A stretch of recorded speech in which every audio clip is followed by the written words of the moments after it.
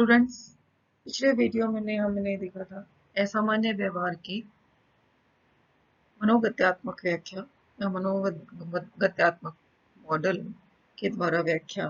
आज हम पढ़ेंगे व्यवहारवादी विचारधारा या व्यवहारवादी पॉइंट ऑफ व्यू या व्यवहारवादी मॉडल, जिसके हमारे संस्थापक थे Watson, Pavlov, Smith and Thorndike. असामान्य व्यवहार की व्याख्या जो है व्यवहारवादी विचारधारा हमारे व्यवहारवाद के द्वारा उत्पन्न हुई। व्यवहारवाद के प्रमुख संस्थापकों में वॉटसन जो थे, उनका ये मानना था कि कोई भी व्यक्ति जो है, जब पैदा होता है बच्चा, वो एक कोरी स्लेट की तरह से होता है और हम उसको जैसा चाहें वैसा बना सकते हैं। उनका ये था कि असामान्य व्यवहार जो है वो हम वातावरण से सीखते हैं। इसके लिए उन्होंने कुछ परिकल्पनाएं की, जैसे पर्यावरणवाद, प्रयोगवाद और आशावाद। पर्यावरणवाद के आधार पर उन्होंने इस बात पे बल दिया कि सभी प्राणी, जैसे मनुष्य, पशु, पक्षी, सभी पर्यावरण द्वारा निर्धारित होते हैं। यानी कि हमारा जो व्यवहार है वो पर्यावरण से संचालित होता है, उसके द्वारा प्रभावित होता है। हम लोग अपने पिछले जो साहचर्य हैं, पिछले अनुभव हैं, उनके आधार पर भविष्य के बारे में सीखते हैं। जैसे हमें कोई चीज, कोई क्रिया करने पर या कोई व्यवहार करने पर अगर हमें पुरस्कार मिलता है तो हम उस क्रिया को दोबारा दोहराना चाहते हैं या दोहराते हैं। अगर हमें दंड मिलता है तो हम उस व्यवहार को पुनः नहीं करना चाहते या उसे बचना चाहते हैं। दूसरी विचारधारा उनकी थी कि प्रयोगवाद। प्रयोग के माध्यम से उन्होंने ये पता लगाया कि पर्यावरण के कौन कौन से पहलू हैं जिनसे कि व्यवहार हमारा प्रभावित होता है, और अगर हम उसको परिवर्तित कर लें या उसको रोक लें तो कौन सी चीजें जो हैं वो समाप्त हो सकती हैं, कौन व्यवहार के कौन से पहलू हैं वो खत्म हो सकते हैं, या कौन से पहलू अगर हम उसको वापस लागू करें, वापस उसको देना चाहें तो वापस उनका रीइंस्टेटमेंट हो सकता है। तीसरा था आशावाद। आशावाद के आधार पर उन्होंने बताया कि सबसे महत्वपूर्ण परिकल्पना है परिवर्तन।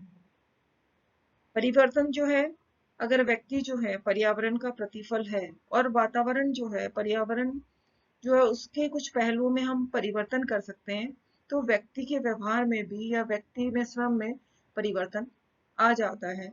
तो किस तरह का परिवर्तन आता है, क्या आता है, इन सब चीजों के बारे में बताया गया। इन तीनों परिकल्पनाओं के आधार पर उन्होंने असामान्य व्यवहार की व्याख्या की। उन्होंने कहा कि व्यक्ति जो है अपना सामान्य या असामान्य दोनों तरह का व्यवहार जो है अपने पास्ट एक्सपीरियंस से सीखता है, गत अनुभवों से सीखता है।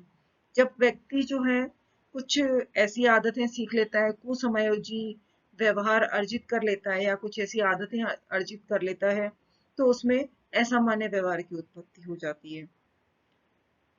इसी तरह हम लोग प्रयोग के द्वारा ये निर्धारित कर सकते हैं कि वातावरण के किस पहलू में परिवर्तन करने से कौन सा पहलू असामान्य व्यवहार को उत्पन्न करता है, कौन सा नहीं करता है। मान लीजिए अगर कोई एक गलत आदत बच्चा सीख रहा है, तो उसमें अगर हम कुछ परिवर्तन कर दें कि वो आदत उसमें पनप ही नहीं पाए या उसको ऐसा मौका ही नहीं मिले कि वो उस गलत व्यवहार को कर पाए, तो हमने वातावरण में जो ही परिवर्तन किया तो बच्चा जो है उस पुराने कुसामाजिक व्यवहार को त्याग देता है, छोड़ देता है, और उसके आधार पे उसकी जगह हम नया कोई व्यवहार सीख लेते हैं। मान लीजिए हमें कहीं बच्चा खाली बैठा है तो वो गलत संगत में बाहर जा रहा है, अगर हम उसको घर पे ही कोई इस किसी क्रियाकलाप में लगा देंगे तो वो बाहर जाने की आदत छोड़ देगा जहाँ वो गलत संगत में जा रहा है और कोई नया क्रियाकलाप सीख लेगा। अब उन्होंने कहा कि कोई भी व्यक्ति जब असामान्य व्यवहार करता है या उसका कुसमाजी व्यवहार उत्पन्न होता है, उसके दो कारण होते हैं। एक तो व्यक्ति जो है अपने समाजी व्यवहार में या व्यक्तिगत संबंधों को विकसित करने में जब विफल हो जाता है तो असामान्यता उसमें आती है। दूसरा, अप्रभावी या कुसमाजी व्यवहारों को सीख लेता है, गलत आदतें या गलत व्यवहार कहीं से सीख लेता है, तो उसके अंतर्गत उसमें असामान्यता आती है। अब व्यवहारवादियों ने कहा कि व्यक्ति जो है ये व्यवहार किस तरह से सीखता है, क्या ऐसी चीजें हैं जो व्यक्ति को सिखाती हैं। व्यवहारवादियों के अनुसार दो तरह की प्रक्रियाएं होती हैं सीखने की, जिनके माध्यम से व्यक्ति असामान्य या सामान्य व्यवहार करना सीखता है। ये दो तरह की प्रक्रियाएं हैं, पैवलोवियन या क्लासिकल अनुबंधन, तथा दूसरा होता है इंस्ट्रूमेंटल ऑपरेंट या क्रिया प्रसूत या साधनात्मक सीखना या अनुबंधन। ये दो प्रक्रियाएं हैं। पैवलोवियन या क्लासिकल अनुबंधन जो है उसको हम प्राचीन सिद्धांत कहते हैं, और वो पावलोव, आईवी पावलोव जो थे, आईपी पावलोव, उनके द्वारा दिया गया था। उन्होंने कहा कि कोई भी उद्दीपक और अनुक्रिया जो है उनके बीच में सामयिक साहचर्य जो है वो ज्यादा इम्पोर्टेंट होता है। मान लीजिए उन्होंने जो एक्सपेरिमेंट किया था एक कुत्ते के ऊपर किया, और उन्होंने कहा कि जब हम स्वाभाविक उद्दीपक उसको देते हैं, किसी भी व्यक्ति को या किसी प्राणी को, और उसके बीच जो रेस्पॉन्स होता है वो हमारा किस पे निर्भर करेगा कि जो हमने स्वाभाविक उद्दीपक दिया और अस्वाभाविक उद्दीपक दिया उन दोनों के बीच का अंतर किस पे है, कितना है, समय का साहचर्य उनके बीच में कितना है। जैसे कुत्ते को उन्होंने भोजन दिया कि उन्होंने घंटी बजाई, भोजन दिया, और फिर कुत्ते ने लार टपकाई, तो उसके बीच में उनका कितना प्रयास है, कितना समय है घंटी बजने में, भोजन देने में और लार टपकने में, ये इनके बीच की प्रासंगिकता जो है वो निर्भर करती है कि व्यवहार किस तरह का या प्रतिक्रिया किस तरह की होगी। उन्होंने कहा कि इसमें भी दो प्रक्रियाएं होती हैं, एक होता है अर्जन, एक होता है विलोपन। मान लीजिए कोई बच्चा है घर में, हम उसको अच्छा व्यवहार सिखाना चाह रहे हैं, तो अगर वो अच्छा व्यवहार करता है या दिन में अच्छा काम करता है तो हम उसको चॉकलेट देते हैं या टॉफी देते हैं, पुरस्कार देते हैं। तो उसके आधार पर वो क्या करेगा कि हाँ मैंने ये काम किया, आज अच्छा काम किया तो मुझे पुरस्कार मिला, यानी उसने एक अर्जन की क्रिया, एक क्रिया सीखी है।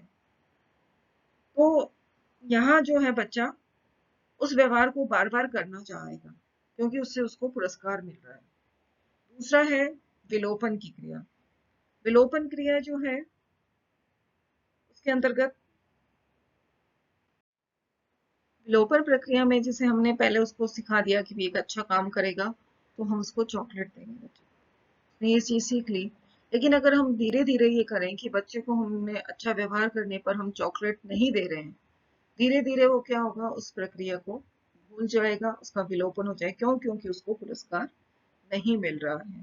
तो उसके कारण, यानी कि जो पुरस्कार है वो हमारा कंडीशन स्टिमुलस होता है, तो अगर वो नहीं मिलता है, अगर सीएस नहीं दिया जाए तो, या पुरस्कार उसको नहीं दिया जाता है, तो विलोपन की अवस्था उत्पन्न हो जाती है।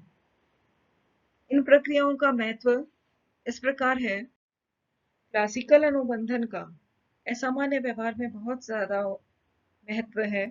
इसके द्वारा हम बहुत सी क्रियाएं जो हमारे ऑटोनोमस नर्वस सिस्टम से होती हैं, यानी स्वायत्त तंत्रिका तंत्र से होती हैं, जैसे डर, चिंता, इन सब को हम अनुबंधित कर सकते हैं। जैसे कोई व्यक्ति है, उसको हम अगर अंधेरे से डर लगता है तो हम ये कर सकते हैं कि उसको हम अंधेरी जगह में डर में रहना सिखा सकते हैं।